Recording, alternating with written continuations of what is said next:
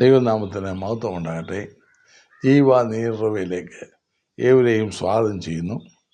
വീണ്ടും ഒരു പ്രാവശ്യം കൂടെ ദൈവവചനമായി നിൽക്കുവാൻ കർത്താവ് ബലപ്പെടുത്തുന്നതിനായി തിരുനാമത്തെ നന്ദിയോടെ സ്തുതിക്കുന്നു. നമ്മുടെ ഇന്നത്തെ ചിന്താവിഷയത്തിൻ്റെ ഭാഗമായി ഒരു വാക്യം വായിക്കട്ടെ. ലൂക്കോസിൻ്റെ സുവിശേഷം 5-ാം അധ്യായം 4-ാം വാക്യം.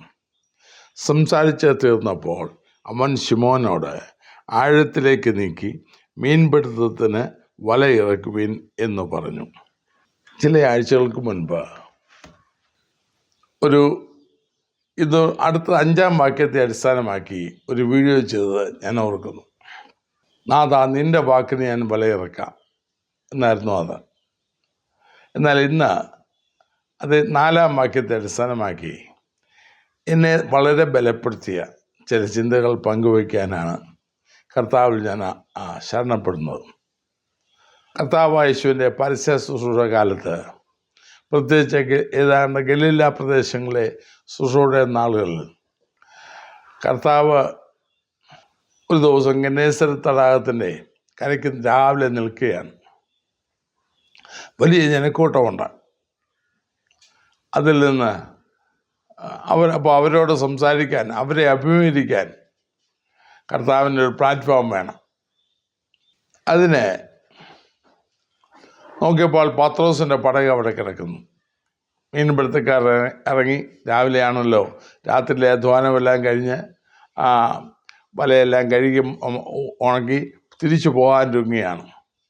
അപ്പോൾ പത്രോസിനെ വിളിച്ച് അവൻ്റെ ബോട്ടിൽ കയറിയിട്ട് പത്രോസിനോട് കർത്താവ് പറഞ്ഞു, അല്പം നീക്കണം. അപ്പോൾ കർത്താവ് കരയിൽ നിന്ന് അല്പം നീക്കി ഒരു പ്ലാറ്റ്ഫോമായി. തുടർന്ന് അവരോട് ദൈവവചനം പ്രസംഗിച്ചു. എത്ര സമയം സംസാരിച്ചു എന്ന് നമുക്കറിയത്തില്ല. അതിനുശേഷം പത്രോസിന് നേരെ തിരിഞ്ഞ് പറഞ്ഞ വാക്കാണ് നാം വായിക്കുന്നത്. ആഴത്തിലേക്ക് നീക്കി മീൻപിടുത്തത്തിന് വലയിറക്കുക. വാസ്തവത്തിൽ കർത്താവ് ഉദ്ദേശിച്ചത് എന്താണ്? പത്രോസിനെ സംബന്ധിച്ചോളം അവന് വ്യക്തമായൊരു ഉദ്ദേശമുണ്ടായിരുന്നു. ഈ പത്രോസ് അന്നല്ല കർത്താവിനെ ആദ്യമായി കാണുന്നത്. യോഹന്നാൻ സുവിശേഷം 1-ാം അധ്യായം വായിച്ചാൽ യേശുവിൻ്റെ ശിഷ്യന്മാരിൽ ആദ്യം അടുക്കൽ വന്ന അന്ത്രയോസും അവനോടുള്ള മറ്റൊരു സഹോദരനും, ചിലർ പറയുന്നു അത് യോഹന്നാനാണെന്ന്. അപ്പോൾ അവർ രണ്ടുപേരും കർത്താവായ യേശുവിൻ്റെ അടുക്കൽ വന്നപ്പോൾ പിറ്റേ ദിവസം അന്ത്രയോസ് എന്ന് പത്രോസിനെ വിളിച്ചുകൊണ്ട് വരുന്നു. ഒരു പക്ഷേ പിറ്റേ ദിവസമായിരിക്കാം, അല്ലെങ്കിൽ അന്ന് തന്നെ ആയിരിക്കാം. അങ്ങനെ കർത്താവിൻ്റെ അടുക്കൽ വന്നതാണ്. അങ്ങനെ ശിഷ്യരായി വന്ന പത്രോസ് വേറൊരു തലത്തിലേക്ക് അവനെ ബന്ധം കൊണ്ടുപോകാൻ തക്കവണ്ണം, മാത്രമല്ല അവൻ്റെ ഭാവിയെക്കുറിച്ചുള്ള ഒരു വലിയ പദ്ധതി കർത്താവിനുണ്ടായിരുന്നത് കൊണ്ട് അതിലേക്ക് അവനെ നയിക്കുവാൻ കർത്താവ് ചെയ്ത പ്രവൃത്തിയാണ് നാം ഇവിടെ വായിക്കുന്നത്. ആഴത്തിലേക്ക് നിൽക്കുക. മലയാള ഭാഷയിൽ നാം അത് വായിച്ചാൽ ഒറ്റ വാക്യമായിട്ടാണ് കൊടുത്തിരിക്കുന്നത്. എന്നാൽ ഇംഗ്ലീഷ് ഭാഷാന്തരത്തിൽ വായിച്ചാൽ launch out into the deep and cast on nets. Launch out in the deep, ആഴത്തിലേക്ക് നിൽക്കുക, എന്നിട്ട് വലയിറക്കുക. ആഴത്തിലേക്ക് നിൽക്കുക എന്താണ് അതിൻ്റെ അർത്ഥം? ആഴത്തിലേക്ക് നിൽക്കുന്നതുകൊണ്ട് എന്താണ് ഗുണമുണ്ടാകുക? ഇവിടെ അതിന് ഗുണം കണ്ടു. രാത്രിയിൽ സംഭവിക്കാഞ്ഞത് പട്ടാപ്പകൽ സംഭവിച്ചു. എന്നാൽ അവിടുത്തെ കാര്യങ്ങളല്ല കർത്താവിന് പ്രധാനം. മറ്റ് അവനെക്കുറിച്ചുള്ള അവൻ ദൈവിക ഉദ്ദേശത്തിൻ്റെ ഒരവസ്ഥയിലേക്ക് കർത്താവിനെ നയിക്കുന്നതാണ് നാം ഇവിടെ കാണുന്നത്. ആഴത്തിലേക്ക് നിൽക്കുക. ദിവസത്തിൽ പല ആഴങ്ങളും നമുക്ക് കാണാം. 1 കൊരിന്ത്യർ 2-ാം അധ്യായത്തിൽ ദൈവത്തിൻ്റെ ആഴങ്ങൾ എന്ന് നമുക്ക് കാണാം. വെളിപ്പാട് പുസ്തകത്തിൽ സഭകളുടെ ദൂതൻ്റെ സ്ഥാനത്ത് സാത്താൻ്റെ ആഴങ്ങൾ എന്നും കാണാം. ആഴത്തിൻ്റെ അടുത്തടുത്ത് നിന്ന് ദൈവത്തോട് നിലവിളിച്ച യോനയെ നമുക്ക് കാണാം. ആഴിയെ വിളിക്കുന്ന സാഹചര്യം നമുക്ക് കാണാം. ആ സങ്കീർത്തനങ്ങൾ വായിക്കുന്നല്ലോ, നിന്റെ നെടുച്ചാട്ടങ്ങളുടെ ഇരിച്ചാൽ ആഴിയെ വിളിക്കുന്നു. അവിടെ മലയാളത്തിൽ ആഴി എന്നാണ്. എന്നാൽ ഇംഗ്ലീഷിൽ ഡീപ്പ് കോളത്ത് ടു ഡീപ്പ്, ആഴത്തെ വിളിക്കുന്നു. ഇങ്ങനെ പല ഭാഗത്തും ദൈവത്തിൽ ആഴത്തേക്കാണ്. എന്നാൽ പത്രോസിന് അക്ഷരികമായി ഗലീലക്കടലിൻ്റെ കുറച്ചുകൂടി ആഴമായ ഭാഗത്തേക്ക് നല്ല കരയിൽ നിന്ന് ദൂരെ നീക്കി ആഴമായ ഭാഗത്തേക്ക് കൊണ്ടുപോകുമെന്ന് പറഞ്ഞത് അക്ഷരീയമായിട്ട് ഉദ്ദേശിക്കുന്നത്. എന്നാൽ ആത്മീയമായി വളരെ വളരെ പ്രധാനപ്പെട്ട ചില അർത്ഥങ്ങൾ നമുക്കവിടെ കാണാം. ആഴത്തിലേക്ക് നീക്കുക. എന്താണ് ആഴത്തിലേക്ക് നീക്കുന്നതിൻ്റെ ഗുണം? വല്ല പ്രയോജനമുണ്ടോ? ഈ അല്പം ചില കാര്യങ്ങൾ അതിവേഗത്തിൽ നമുക്ക് ചിന്തിക്കാം. ഒരു സമുദ്രത്തിലായാലും കായലിൻ്റെ കരയ്ക്കായാലും ഒക്കെ കരയടുത്ത് കിടക്കും തോറും ഒരു പടക് കരയടുത്ത് കിടക്കാനിരിക്കട്ടെ, ഒരിക്കലും അവിടെ സ്ഥിരമായി നിശ്ചലമായി നിൽക്കുകയില്ല. കാരണം തിരമാല വന്ന് അടിച്ചുകൊണ്ടിരിക്കും. സമുദ്രത്തിൽ നിരന്തരം തിരമാല വന്ന് ഒന്നിനു പുറകെ ഒന്നായി ഒന്നടിച്ചുകൊണ്ടിരിക്കും. ഒരിക്കലും വന്ന് സ്ഥിരതയുണ്ടാകത്തില്ല. അപ്പോൾ ആഴത്തിലേക്ക് നീക്കാൻ പറയുമ്പോൾ ആത്മീയമായി വരുമ്പോൾ ഞാൻ പറഞ്ഞല്ലോ, പത്രോസിനും അത് മാത്രമല്ല നമുക്കും വളരെ പ്രധാനപ്പെട്ട ചില ആത്മീയ പാഠങ്ങൾ പഠിക്കുവാൻ അതിൽ ഉണ്ട്. വളരെ പ്രധാനപ്പെട്ട ആത്മീയ പാഠങ്ങൾ. കർത്താവ് പറയുന്ന ആഴത്തിലേക്ക്, ദൈവത്തിൻ്റെ ആഴത്തിലേക്ക് നമ്മുടെ പടക് നീങ്ങുമ്പോൾ നാം നീക്കിയാൽ എന്താണ് സംഭവിക്കുക? എന്താണ് ഗുണമുണ്ടാകുക? അതാണ് ഞാൻ ചിന്തിക്കാൻ പോകുന്നത്. ആഴത്തിലേക്ക് പറഞ്ഞല്ലോ, കരയടുത്ത് കിടക്കുന്ന പടക്, കരയടുത്ത് എപ്പോഴും തിരയാണ്. കായലിലാണെങ്കിലും വെള്ളം ഇങ്ങനെ ഓളം വെട്ടിക്കൊണ്ടിരിക്കും. ഒരു പടക് കരയടുത്തോ അല്ലെങ്കിൽ കരയോട് വലിയ അധികം അകലെയല്ലേ കിടന്നാൽ ഒരിക്കലും ഒരു സ്ഥിരത അല്ലെങ്കിൽ സ്വസ്ഥത ഉണ്ടാകില്ല. മാത്രമല്ല വേറൊരു സാധ്യതയുണ്ട്. ഒരു കാറ്റോ വല്ലതും അടിച്ചാൽ ഉടനെ ചിന്തിക്കുക, ചാടി രക്ഷപ്പെടാം, കരയ്ക്ക് രക്ഷപ്പെടാം എന്ന് ചിന്തിക്കുന്നത്. ഇതുപോലെ തന്നെ അനേകം ക്രിസ്തീയ ജീവിതത്തിൽ ഇന്ന് നമുക്ക് കാണാം.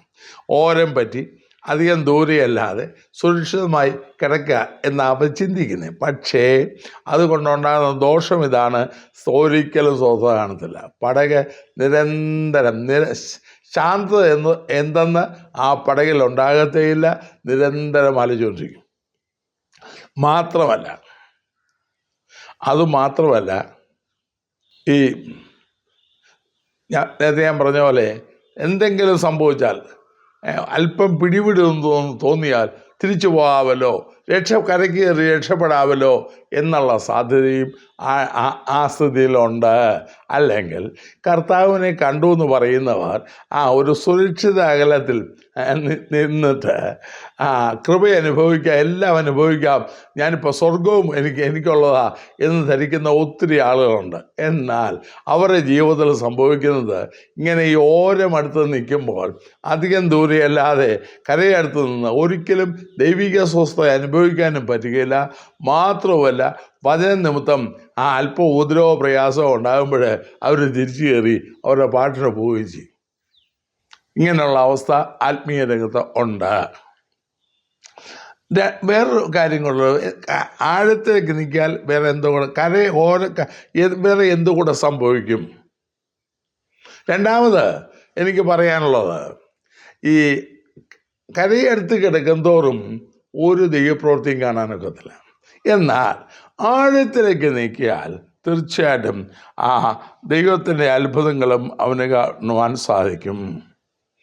107 സങ്കീർത്തനത്തിൻ്റെ 24 വാക്യത്തിൽ ആഴിയിൽ അവൻ്റെ അത്ഭുതങ്ങളും കണ്ടു എന്ന് കാണും.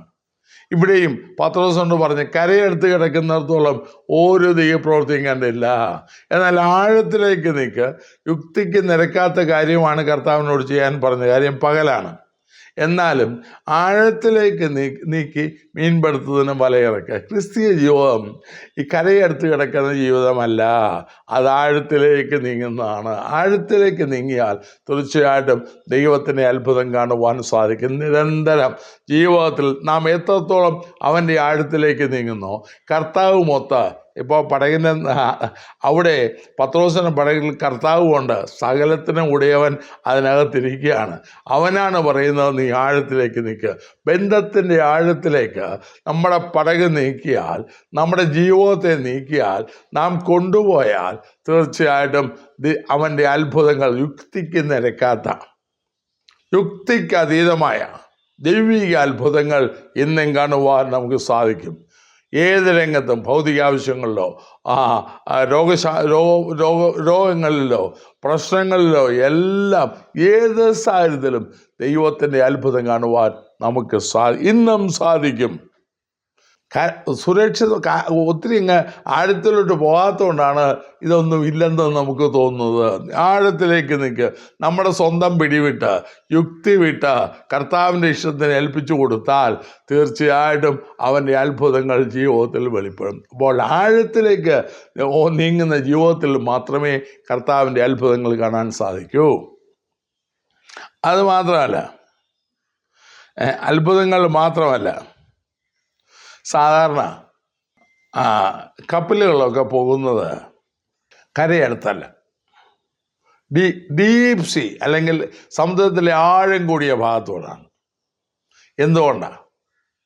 ഈ അപ്പോസ്തല പ്രവൃത്തിയിലെ പൗലോസ് അവസാന ഭാഗങ്ങൾ റോമിലേക്ക് യാത്ര ചെയ്യുമ്പോൾ കപ്പൽ ഛേദം ഉണ്ടാകുന്നതിന് തൊട്ട് മുൻപ് പാറക്കൂട്ടങ്ങൾ അകപ്പെടുമെന്ന് പേടിച്ച് ഈയമിട്ട് നോക്കിയെന്ന് നമുക്ക് കാണാം. കാരണം കപ്പൽ പോകണമെങ്കിൽ അതിന് സുരക്ഷിതമായ ആഴം വേണം. ഇപ്പോൾ തന്നെ നമ്മുടെ വിഴിഞ്ഞം തുറമുഖം ഉദ്ഘാടനം ചെയ്ത് കഴിഞ്ഞിട്ട് അതിനെക്കുറിച്ച് പറയുന്നത്, ഏത് കപ്പലിനും, എത്ര വലിയ കപ്പലിനും സുരക്ഷിതമായി എടുക്കാൻ. കാരണം അതിൻ്റെ ആഴം അത്രമാത്രം 24 മീറ്ററോ എന്തോ ആ ആഴം അവിടെ സ്വാഭാവികമായിട്ടുണ്ട്. അപ്പോൾ സ്വാഭാവികമായിട്ടുള്ളപ്പോൾ സുരക്ഷിതമായിട്ട് കപ്പലിനെടുക്കാം. ഇതുപോലെ ക്രിസ്തീയ ജീവിതത്തിൽ ആഴത്തിലേക്ക് നീക്കിക്കഴിഞ്ഞാലുള്ള മൂന്നാമത് എനിക്ക് പറയാനുള്ളത് സുരക്ഷിതത്വം.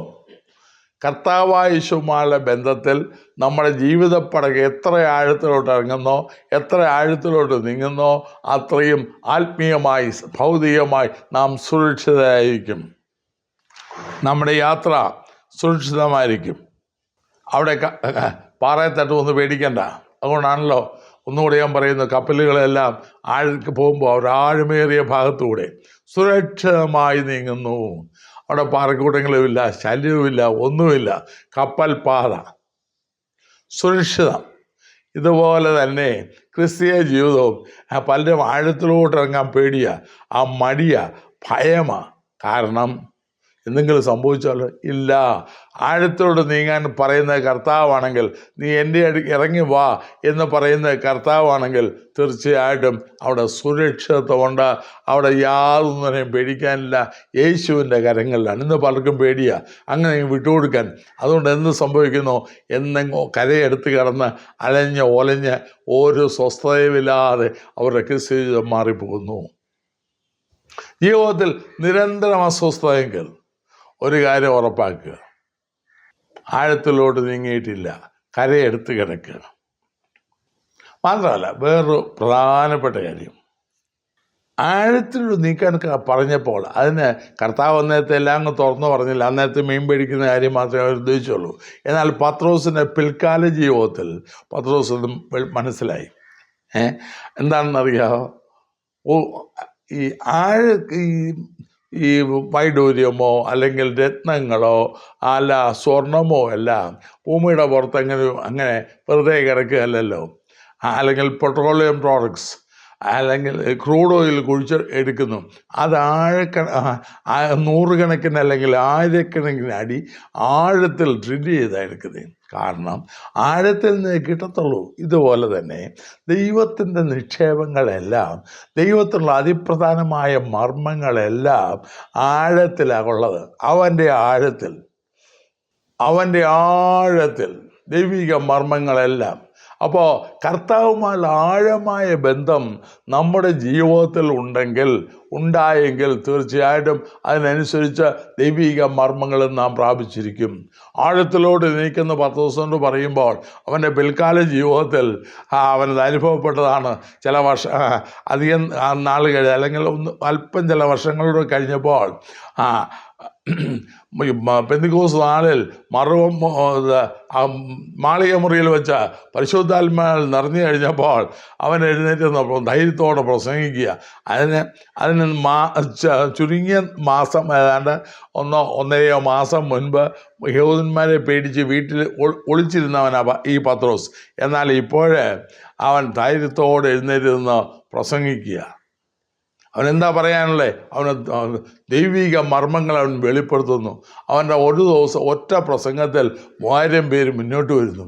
അത് മാത്രമല്ല, അവൻ്റെ തുടർന്ന് പിന്നെയും ഒന്ന് വായിക്കുമ്പോൾ അവൻ നടന്നു പോകുമ്പോഴേ അവൻ്റെ നിഴൽ വീണാൽ രോഗികൾ സൗഖ്യമാകത്തക്ക നിലയിൽ ദൈവം അവനെ ഉപയോഗിക്കുന്നു. നോക്കണം, ദൈവത്തിൻ്റെ ആഴത്തിലോട്ട് നാം ഇറങ്ങുന്നോ ഒരിക്കലും നിരാശപ്പെടേണ്ട. അവൻ്റെ അത്ഭുതങ്ങൾ മാത്രമല്ല, ആത്മീയ മർമ്മങ്ങൾ ആർക്കും വെളിപ്പെടാത്ത, ആർക്കും അറിയാൻ കഴിയാത്ത അഗോചരമായ കാര്യങ്ങൾ മനസ്സിലാക്കുവാൻ നമുക്ക് സാധിക്കും. യെരമ്യാവിനോട് ദൈവം പറഞ്ഞല്ലോ, എന്നെ വിളിച്ചപേക്ഷിക്കുക, നീ അറിയാത്ത അഗോചരവും മഹത്വമായ കാര്യങ്ങളെ നിനക്ക് തരും. ഇന്ന് പലരും ആത്മീയ ദാരിദ്ര്യം അനുഭവിക്കുന്നത് എന്താണ്? പല ദൈവദാസന്മാരും ശുശ്രൂഷയ്ക്ക് കുഴങ്ങുന്നു. ഓരോ പ്രസംഗിക്കാൻ എന്ത് ചെയ്യണമെന്നറിയാതെ ഞരങ്ങുന്നു. ഒറ്റ കാരണമാണ് എൻ്റെ ഭാഷയിൽ ഞാൻ മനസ്സിലാക്കുന്നത്, ആഴത്തിലോട്ട്, മുഴങ്കാലിൻ്റെ ആഴത്തിലോട്ട്, മറ്റു വാക്കിൽ പറഞ്ഞാൽ പ്രാർത്ഥനയുടെ ആഴത്തിലോട്ട്, സമർപ്പണത്തിൻ്റെ ആഴത്തിലോട്ട്, ബന്ധത്തിൻ്റെ ആഴത്തിലോട്ട് ഇറങ്ങാമോ ദൈവം അറിയാത്ത യുക്തിക്കതീതമായ ദൈവിക മർമ്മങ്ങൾ മനസ്സിലാക്കാൻ സാധിക്കും. എഫേസ്യ ലേഖനത്തിൽ പൗലോസ് പറയുന്നല്ലോ, വെളിപ്പെടാൻ ഒരു മർമ്മം എനിക്കറിയായി വന്നു പറഞ്ഞ് ദൈവിക വെളിപ്പാടിനെ കുറിച്ചൊക്കെ അവൻ പറയുന്നു. എഫേസ്യ ലേഖനത്തിലും മറ്റ് ലേഖനങ്ങളെല്ലാം, കൊലോസ് ലേഖനത്തിലും ഒക്കെ അവൻ ആത്മീക മർമ്മങ്ങൾ വെളിപ്പെടുത്തുന്നു. സഭയുടെ ഭാവിയെ അവൻ വെളിപ്പെടുത്തുന്നു. ഇത് പൗലോസിന് എങ്ങനെയാണ് കിട്ടിയേ? അവൻ പഠിച്ചത് മുഴുവൻ ഇതിന് വിരുദ്ധമായ തിയോളജിയാണ്. അവനെ ഗമാലിയലിൻ്റെ പാവത്തിൽ ഇന്നത്തെ PhD തുല്യമായ ഡിഗ്രി എടുത്തത് ഓക്കെ, ഇതിന് തികച്ചും വിരുദ്ധമായ, ജാതികൾക്ക് രക്ഷയില്ല, യഹൂദന്മാർക്ക് മാത്രം, അത് മനുഷ്യമായ രാജ്യത്ത് മശിഹ വന്ന് സ്ഥാപിക്കുമെന്നൊക്കെ പറഞ്ഞല്ലേ അവൻ പഠിച്ചേ. പക്ഷേ തികച്ചും വിരുദ്ധമായ കാര്യങ്ങൾ, ആത്മീയ മർമ്മങ്ങൾ, ഇന്നും മനുഷ്യൻ്റെ ബുദ്ധിക്ക് മനസ്സിലാക്കാൻ കഴിയാത്ത മർമ്മങ്ങൾ അവൻ എവിടുന്ന് പ്രാപിച്ചു? കർത്താവിൻ്റെ പാദത്തിൽ നിന്നും, ദൈവസന്നിധിയിലിരുന്നു. ബന്ധം. അതുകൊണ്ടാണല്ലോ അവൻ പറഞ്ഞത്, എൻ്റെ കർത്താവായ ക്രിസ്തുവിനെ കുറിച്ചുള്ള എൻ്റെ പരിജ്ഞാനത്തിൻ്റെ ശ്രേഷ്ഠത നിമിത്തം അവൻ്റെ നിമിത്തം സകലം ഉപേക്ഷിക്കുന്നു, ചവറം നിന്നുന്നു. അപ്പോൾ ആ പരിജ്ഞാനത്തിൻ്റെ ശ്രേഷ്ഠത, മറ്റു വാക്കിൽ പറഞ്ഞാൽ അറിവും അല്ല, കേൾവിയല്ല, അറിവ് മാത്രമല്ല, പിന്നെ ആ പരിചയം മാത്രമല്ല, അനുഭവം മാത്രമല്ല, പരിജ്ഞാനം പ്രാപിച്ച് അവിടെ നിന്ന് അതിൻ്റെ ശ്രേഷ്ഠമായ നിലയിൽ, ഇന്നത്തെ വാക്ക് പറഞ്ഞാൽ DSCക്കും അപ്പുറം, ഡോക്ടർ ഓഫ് സയൻസിനും അപ്പുറം, ഇന്നത്തെ ഉയർന്ന ബിരുദം അതാണല്ലോ, അതിനും അപ്പുറം സ്വർഗീയ ജ്ഞാനം പ്രാപിച്ചു. പ്രിയമുള്ളവരെ, ഇന്ന് ആത്മീയ ദാരിദ്ര്യം അനുഭവിക്കുന്നെങ്കിൽ, പ്രസംഗകരാണെങ്കിലും ശരി, ഈ വിശ്വാസിയാണെങ്കിലും ശരി, ആത്മീയ ദാരിദ്ര്യം അനുഭവിക്കുന്നെങ്കിൽ അതിന് ഒറ്റ കാരണമേ ഉള്ളൂ, ആഴത്തിലല്ല, കരയെടുത്ത് കിടക്കുക, ആഴത്തോട് നീങ്ങാൻ മനസ്സില്ല. ബന്ധത്തിൻ്റെ ആഴത്തിലേക്ക്, ഒന്നുകൂടെ ഞാൻ പറയുന്നു, ബന്ധത്തിൻ്റെ ആഴത്തിലേക്ക്, സമർപ്പണത്തിൻ്റെ ആഴത്തിലേക്ക്, വിശ്വാസത്തിൻ്റെ ആഴത്തിലേക്ക് അങ്ങോട്ട് ഇറങ്ങാമോ? ഒരിക്കലും ലജ്ജിക്കേണ്ടി വരത്തില്ല. ഈ യെഹെസ്കേൽ പ്രവാചകൻ്റെ പുസ്തകത്തിലുണ്ടല്ലോ, ഓരോ 1000 മുഴ വളർന്നു. ഓരോ അളവൻ പറയുന്നുണ്ട്, പിന്നെ നീന്തിട്ടല്ലാതെ കടപ്പാൻ കഴിയാത്ത വലിയൊരു നദിയായിത്തീർന്നു. ഇതുപോലെ തന്നെ ക്രിസ്തീയ ജീവിതവും ദൈവസ്നേഹമാകുന്ന സമുദ്രത്തിൻ്റെ ആഴത്തിലോട് ചാടി അങ്ങോട്ട് ഇറങ്ങി ഇറങ്ങി ഇറങ്ങി. പൗലോസ് പറഞ്ഞല്ലോ, വീതിയും നീളവും ആഴവും ഉയരവും എന്തെന്നറിയാൻ, മാത്രമല്ല ദൈവത്തിൻ്റെ എല്ലാ നിറവിനോളം നിറഞ്ഞു വരികയും വേണമെന്ന്. ക്രിസ്തീയ ജീവിതം ഇതാണ്. അല്ലാതെ ആഴ്ചയിലൊരിക്കൽ എഴുന്നേറ്റ് നിന്ന് കഴിഞ്ഞ ആഴ്ചയും കർത്താവിനെ സൂക്ഷിച്ചു, ഈ ആഴ്ചയും സൂക്ഷിക്കാൻ പ്രാർത്ഥിക്കണം, എല്ലാ പ്രാർത്ഥന അല്ലെങ്കിൽ നിലനിൽപ്പിൻ്റെ പ്രാർത്ഥന എല്ലാവരും സഹായിക്കണം എന്ന് പറയുന്നതല്ലല്ലോ ക്രിസ്തീയ ജീവിതം. കർത്താവിനെ അനുഭവിച്ചറിയുന്ന, ദൈവസ്നേഹത്തിൻ്റെ യഥാർത്ഥ വ്യാപാരം അറിയുന്ന, പരിജ്ഞാനത്തെ കവിയുന്ന, ക്രിസ്തുവിൻ്റെ സ്നേഹത്താൽ നിറയുന്ന ഉന്നതമായ ക്രിസ്തീയ ജീവിതമല്ലേ. ദൈവത്തിന് സ്തോത്രം. ഭക്തന്മാർ ഇത് അനുഭവിച്ചു. വിദ്യാഭ്യാസമില്ലാത്തവർ. ഇന്ന് ഒരപകടം ആത്മീയ മണ്ഡലത്തിൽ സംഭവിക്കുന്നുണ്ട്. അത് ഒരുപക്ഷെ അത് ന്യായീകരണം കാണും. വിദ്യാഭ്യാസത്തിൻ്റെ വില ഞാൻ ഒട്ടും കുറയ്ക്കുന്നില്ല, പരമാവധി വിദ്യ ആർജിക്കണമെന്ന് പറയുന്നവനാണ് ഞാൻ. എന്നാൽ സൈക്കോളജിയും വിദ്യാഭ്യാസവും അല്ലെങ്കിൽ പഠിപ്പും ലോകപ്രകാരമായ അറിവും കുത്തിക്കലർത്തി ദൈവവചനത്തിന്, ദൈവശക്തിയുടെ മഹാത്മ്യത്തെ, പ്രാധാന്യത്തെ കുറച്ച് കാണിക്കുവാൻ ശ്രമിക്കുന്ന ഒരു പ്രവണത ആത്മീയ മണ്ഡലത്തിലുണ്ട്. ബുദ്ധിപരമായ അറിവിന്, തലച്ചോറ് വികസിക്കുന്നതിന് കൂടുതൽ പ്രാധാന്യം കൊടുക്കുന്ന ഒരു സാഹചര്യം ആത്മീയ മണ്ഡലത്തിൽ ഉണ്ടായിപ്പോയി. എന്നാൽ ഞാൻ പറയട്ടെ, നീ ആഴത്തിലോട്ടൊന്നിറങ്ങ്. വിചാരിക്കാത്ത, സ്വപ്നം കാണാത്ത ദൈവിക മർമ്മങ്ങൾ മനസ്സിലാക്കി ദൈവസ്നേഹത്തിന് വാഹകരായി മാറുവാൻ നമുക്ക് സാധിക്കും. 2 കൊരിന്ത്യർ 12-ാം അധ്യായത്തിൽ പൗലോസ് അപ്പോസ്തലൻ പറയുന്നല്ലോ, അവനുണ്ടായ ശാരീരിക ബലഹീനത. അവൻ പറയുന്നത്, വെളിപ്പാടുകളുടെ ആധിക്യം നിമിത്തം ഞാൻ അതിയായി നിഗളിച്ചു പോകാതിരിക്കാൻ എനിക്ക് ഈശോയിൽ തന്നതാണല്ലോ. അപ്പോൾ എന്തുമാത്രം വെളിപ്പാട്! ജീവിച്ചിരിക്കുമ്പോൾ 3-ാം സ്വർഗത്തോളം വെടിക്കപ്പെട്ട അതിമഹത്തായ അനുഭവം. ഇന്ന് അത് ഏതാണ്ട് അനേക വർഷങ്ങൾ താൻ അടക്കി വെച്ചതാണ്, ആരോടും പറയാം, സന്ദർഭവശാൽ പുറത്തു പറഞ്ഞതാണ്. ഇന്നാണെങ്കിൽ ഒന്നും ഉണ്ടായില്ലേലും ഇല്ല, കോഴി ചലിച്ചു പോകുന്ന പോലെ കൂടി പറഞ്ഞുകൊണ്ട് വലിയ കാര്യങ്ങൾ ഒന്നുമില്ല, എന്നാലും എക്സാജറേറ്റ് ചെയ്ത് അതിനെ ഉയർത്തി കാണിച്ച് പറഞ്ഞു നടക്കുന്ന ആളുകളെ ധാരാളം കാണാം. ഇതിനെല്ലാം കാരണം സ്വയപൂഴ്ചയുടെയും സ്വയം ഉയർത്തുന്നതിൻ്റെയും ആത്മപ്രശംസയുടെയും എല്ലാം കാരണം ഒന്ന് മാത്രം, ആഴത്തിലോട്ട് ഇറങ്ങിയിട്ടില്ല. ഇന്നും കരയെടുത്ത് കിടക്കുക. ബുദ്ധിയിൽ ആശ്രയിച്ചും യുക്തിയിൽ ആശ്രയിച്ചും ഫിലോസഫിയിൽ ആശ്രയിച്ചും ഒരു പരുവത്തിന് നിന്നു പോന്നു. ഒരിക്കൽ ഒരു സഹോദരൻ എന്നോട് പറഞ്ഞ ദുഃഖത്തോടെ തന്നെ സന്ദർഭവശാൽ ഓർക്കുന്നു എന്ന് പറഞ്ഞോട്ടെ. തിയോളജിക്കൽ കോളേജിൽ പഠിപ്പിക്കുന്ന ഒരാൾ മറ്റുള്ളവരോട് പറഞ്ഞതാണ്, ഞാനിതൊന്നും വിശ്വസിക്കുന്നില്ല, പിന്നെ ഞാൻ പഠിപ്പിക്കുന്നു. ഇതാണ് പലർക്കും. ഞാനിതൊന്നും വിശ്വസിക്കുന്നില്ല, ദൈവം സർവശക്തനെന്ന് പറയുന്നു, എന്നാൽ എൻ്റെ ജീവിതത്തിൽ അനുഭവമില്ല, എനിക്ക് പറയാൻ കഴിയത്തില്ല. കാരണം ആഴത്തിലോട്ട് ഇറങ്ങുന്നില്ല. മാത്രമല്ല വേറൊരു പ്രത്യേകത ഉണ്ട്. ആഴത്തിലിറങ്ങിയാൽ അല്ലെങ്കിൽ ആഴത്തിലോട്ട് നീക്കിയാൽ അത് പറയുമ്പോൾ മനസ്സിലാവും. പസഫിക് സമുദ്രത്തിന് ശാന്ത സമുദ്രം എന്നാണ് പറയുന്നത്. സമുദ്രങ്ങളിൽ ഏറ്റവും ആഴം കൂടിയ പസഫിക് സമുദ്രമാണ്. മാത്രമല്ല ഏറ്റവും ആഴം കൂടിയ പ്രദേശമുള്ളതും പസഫിക്കിലാണ്. അപ്പോൾ ശാന്ത സമുദ്രം എന്ന് പറയുന്നു. തിരമാല താരതമ്യേന കുറവ്. അപ്പോൾ ആഴത്തിലോട്ട് നീങ്ങുന്തോറും പരിപൂർണ ശാന്തത അല്ലെങ്കിൽ സ്വസ്ഥത, സ്റ്റിൽനെസ് 46-ാം സംഗമത്തിൽ പറയുന്നുണ്ട്, മിണ്ടാതിരുന്ന് ഞാൻ ദൈവമെന്ന് അറിഞ്ഞോളൂ. അല്ലെ, അത് ഇംഗ്ലീഷിൽ B still and know that I M God. ഇന്ന് ആകെപ്പാടെ നേരത്തെ ഞാൻ പറഞ്ഞ പോലെ ചിലച്ചു പറക്കുന്ന കോഴിയെ പോലെ ആകെപ്പാടെ പറക്കുക, അമർന്നിരുന്ന് ശാന്തത അനുഭവിക്കുന്ന ക്രിസ്തീയ ജീവിതം ശാന്തതയുടെ ജീവിതമാണ്, സ്വസ്ഥതയുടെ ജീവിതമാണ്. അസ്ഥികളെ നുറുക്കുന്ന വിചാരങ്ങളുടെ നെടുവീർപ്പിൻ്റെ ജീവിതമല്ല. അപ്പോൾ അതെങ്ങനെയാ സാധിക്കും? ബന്ധത്തിൻ്റെ ആഴത്തിൽ നിന്ന്, ദൈവത്തെ അറിയുന്ന അറിവിൻ്റെ ആഴത്തിൽ നിന്ന്. അതുകൊണ്ടാണ് പൗലോസിന് പറയാൻ കഴിഞ്ഞ്, കർത്താവിൽ എപ്പോഴും സന്തോഷിപ്പീൻ. ഫിലിപ്പിയിലെ കാരാഗൃഹത്തിൽ കിടക്കുമ്പോഴും റോമിലെ കാരാഗ്രഹത്തിൽ കിടക്കുമ്പോഴും ഫിലിപ്പിയിലെ വിശ്വാസികൾക്ക് എഴുതുന്നു, കർത്താവിൽ എപ്പോഴും സന്തോഷിപ്പീൻ. അതേ കാര്യം നിങ്ങൾക്ക് പിന്നെയും എഴുതുന്നതിൽ എനിക്ക് മടുപ്പില്ല. തല്ലി ഓടിച്ച് കൈയും കാലും മുറിവേറ്റ് ആമത്തിലിട്ട് പൂട്ടി വല്ലാത്ത അവസ്ഥയിലും അവർക്ക് പാട്ടുണ്ട്, അവർക്ക് ആരാധനയുണ്ട്. എന്നാൽ ഇന്നോ ഒരു ചെറിയ പ്രതികൂലമോ സംഭവം ഉണ്ടാകുമ്പോഴേക്ക് പത്രമാധ്യമങ്ങളുടെ പ്രസിദ്ധം ചെയ്ത് എന്തോ മഹാസംഭവമായിട്ട് കാണുന്നു. അപൂർവ കാര്യമായിട്ടാണ് ഇന്ന് കാണുന്നേ.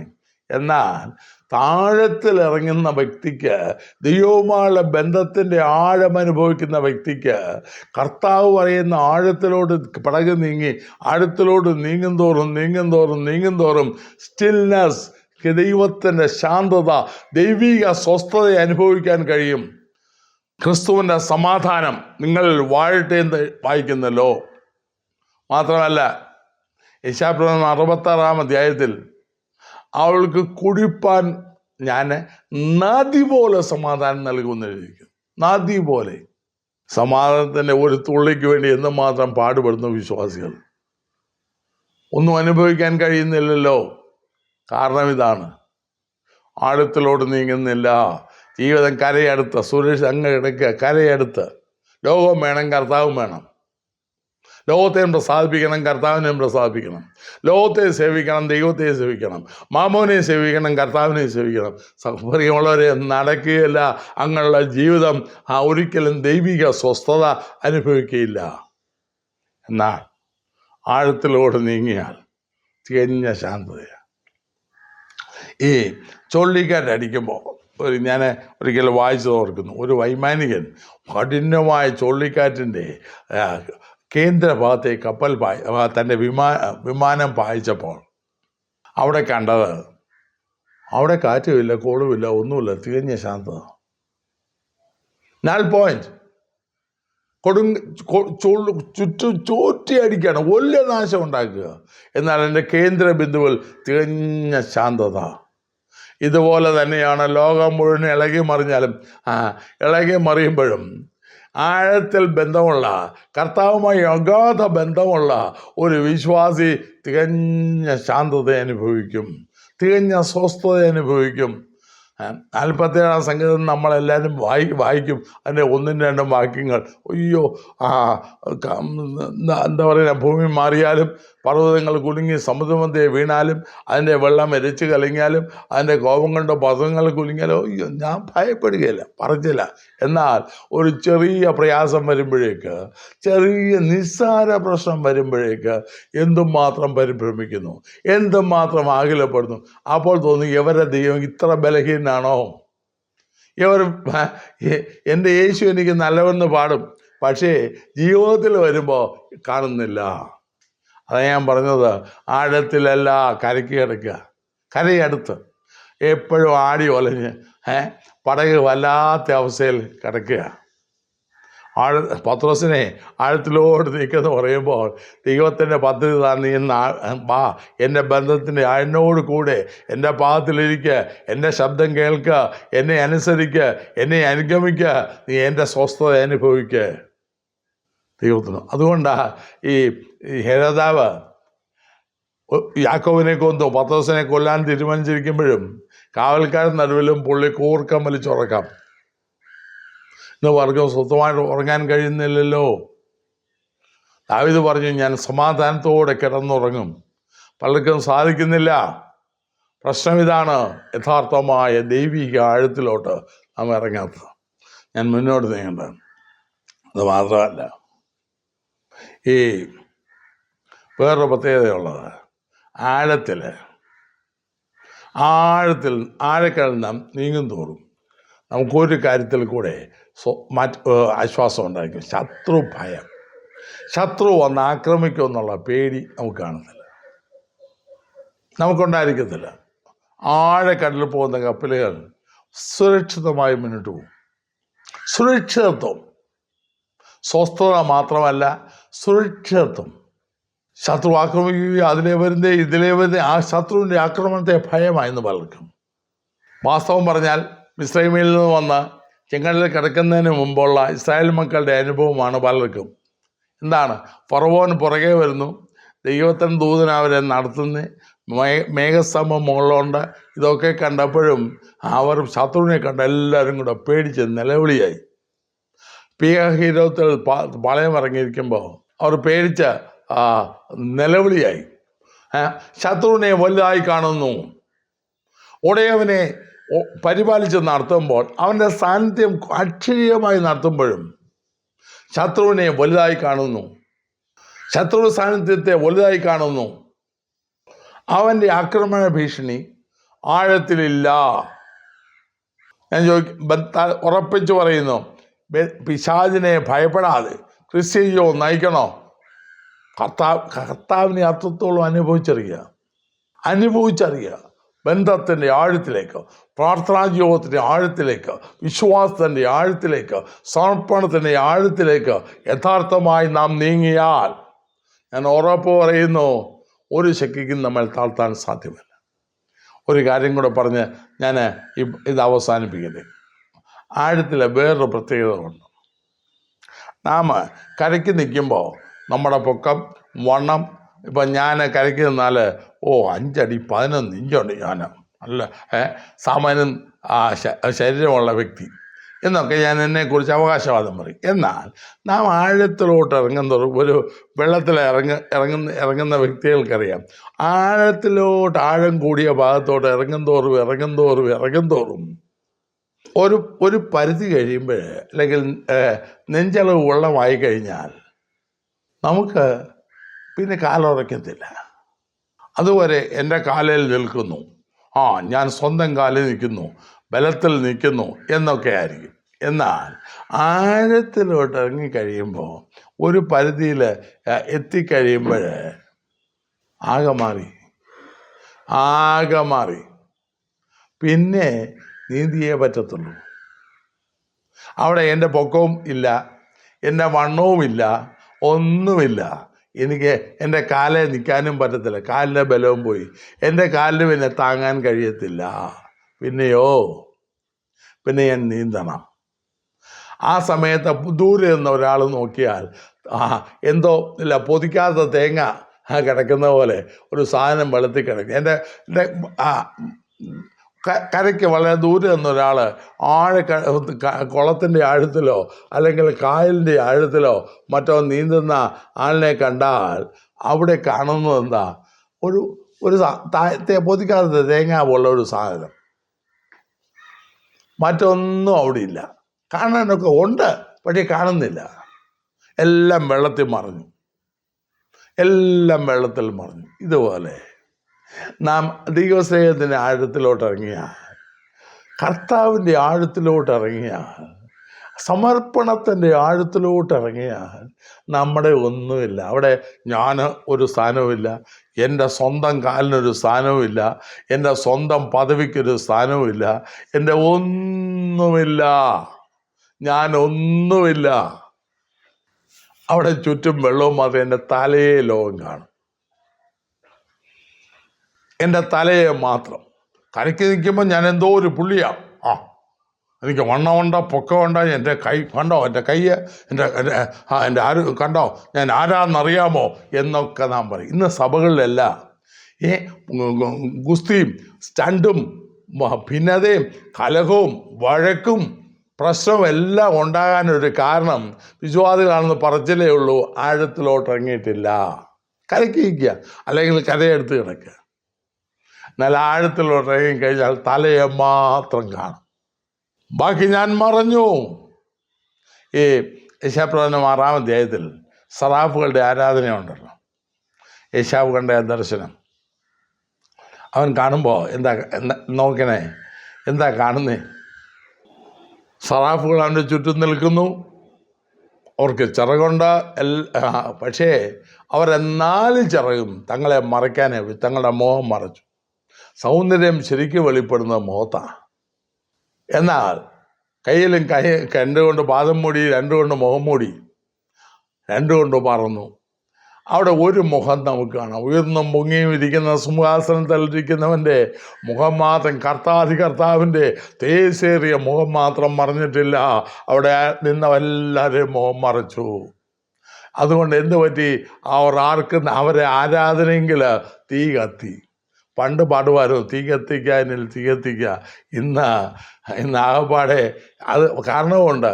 എന്നെയും എനിക്കുള്ള സകലത്തെയും യാഗമായി അർപ്പണം ചെയ്യുന്ന ഞാൻ അവർ പാടി. പക്ഷേ ഇന്ന് ഒരു ചെറിയ അക്ഷരമാറ്റം വന്നതേ ഉള്ളൂ. എന്നെയും എനിക്കുള്ള ശകലവുമായി, എന്നെയും എനിക്കുള്ള ശകലത്തെയും. പണ്ട് സകലത്തെയുമായിരുന്നു, അവിടെ തീ കത്തി. ഇന്ന് അന്യാഗ്നി കത്തിക്കുക. വാദ്യോപകരണങ്ങൾ അടിച്ച് മുഴക്കി എന്തിനു പറയുന്നു, ജനത്തെ അങ്ങ് ഒരു മാനസിക വിഭ്രാന്തിയിലാക്കി അന്യാഗ്നി കത്തിക്കുന്ന പ്രവണതയാണ് ഇന്ന് ആത്മീയ മണ്ഡലത്തിൽ നടക്കുന്നത്.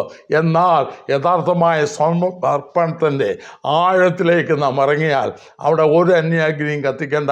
കർത്താവ് മഹത്വപ്പെടും.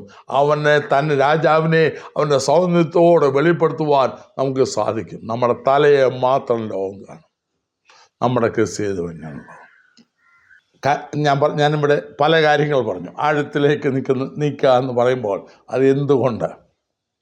കരയെടുത്ത് കിടന്നാൽ എപ്പോഴും രക്ഷപ്പെടാമെന്ന തോന്നലേ ഉണ്ടാകത്തുള്ളൂ. ആ ജീവിതത്തിൽ ഒരിക്കലും സ്വസ്ഥത ഉണ്ടാകത്തില്ല, അലച്ചിലും മാത്രം. കരയെടുത്ത് കിടന്നാൽ, ആഴത്തിലേക്ക് നീക്കിയാൽ അവിടെ പിന്നെ രക്ഷപ്പെടാൻ പഴുതില്ല. ആഴത്തിലേക്ക് നീക്കിയാൽ ദൈവത്തിൻ്റെ അത്ഭുതം കാണാം. ആഴത്തിലേക്ക് നീക്കിയാൽ സുരക്ഷിതത്വം, അല്ലെങ്കിൽ യാത്ര സുഗമമായി മുന്നോട്ട് പോകാം. പാതിയിൽ കുഴപ്പങ്ങൾ ഉണ്ടാകത്തില്ല. പുറകോട്ട് പോകാതിരിക്കുക മാത്രമല്ല, സുരക്ഷിതമായി സുഗമമായി ഒരു പാറമേലും തട്ടാതെ നമ്മുടെ കപ്പൽ മുന്നോട്ട് പോകും. ഒരിക്കൽ കൊച്ചിൻ ചോദിച്ച് പാടിയല്ലോ, ഇനിമേൽ എനിക്കില്ലോർ ഭയം. വിശ്വാസ കപ്പൽ കറ്റിലടിച്ചാൽ, ഓളങ്ങൾ വന്ന് അലച്ചാൽ, നാശത്തിന് പാറമേൽ തട്ടിയിട്ടുടയാതെ യേശുവൻ പ്രിയനെ കാണുമേ ഞാൻ. തീർച്ചയായിട്ടും. മാത്രമല്ല, ആഴത്തിൽ അവൻ്റെ നിക്ഷേപങ്ങൾ, ജ്ഞാനത്തിൻ്റെയും പരിജ്ഞാനത്തിൻ്റെയും നിക്ഷേപങ്ങൾ നിഗൂഢമായി അടങ്ങിയിരിക്കുന്ന കർത്താവിനെ അവൻ്റെ ബന്ധത്തിൻ്റെ ആഴത്തിലോട്ട് ഇറങ്ങുന്തോറും സ്വർഗീയ മർമ്മങ്ങൾ, നിലനിൽക്കുന്ന സ്വർഗീയ ധനത്തിൻ്റെ മഹാത്മ്യം കണ്ട് നാം കർത്താവിനെ മഹത്വപ്പെടുത്തും. മാത്രമല്ല, ആഴത്തിൽ പരിപൂർണ ശാന്തത, പരിപൂർണ സ്വസ്ഥത. ആഴത്തിൽ ശത്രുഭയമില്ല, ശത്രുഭീതിയില്ല. ആഴത്തിൽ ആഴത്തിലോട്ടിറങ്ങി തലയെ മാത്രം വെളിപ്പെടുത്തി സ്വന്തം കാലിൽ നിൽക്കുന്ന എല്ലാം കളഞ്ഞ് ഞാനൊന്നുമില്ല എൻ്റെ കർത്താവ് മാത്രം. എത്ര ഭാഗ്യകരമായ അനുഭവം! വാസ്തവത്തിൽ പത്രോസിന് പിൽക്കാല ജീവിതത്തിൽ കർത്താവ് അത് മനസ്സിലാക്കി കൊടുത്തു. അവനത് അനുഭവിച്ചു. അന്ന് മുതൽ അവൻ്റെ ജീവിതം വേറൊരു തലത്തിലായി.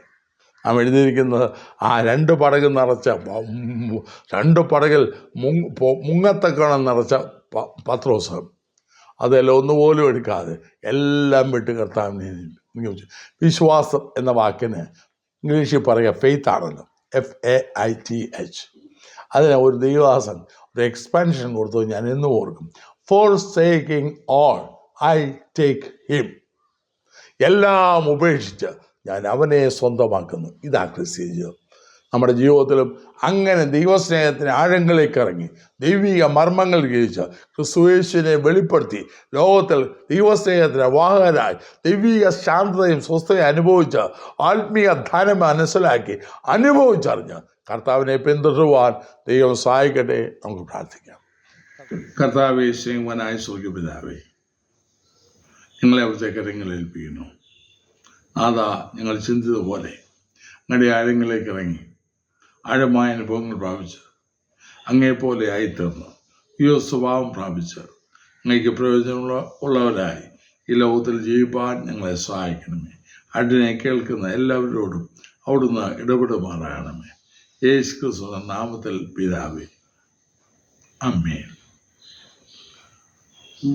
ഈ വീഡിയോ നിങ്ങൾക്ക് അനുഗ്രഹമായെങ്കിൽ ഇത് മറ്റുള്ളവർക്കും ഷെയർ ചെയ്ത് കൊടുക്കുക. നിങ്ങൾക്കായി പ്രാർത്ഥിക്കുക. ദൈവം നിങ്ങളെ അനുഗ്രഹിക്കുമാറാകട്ടെ.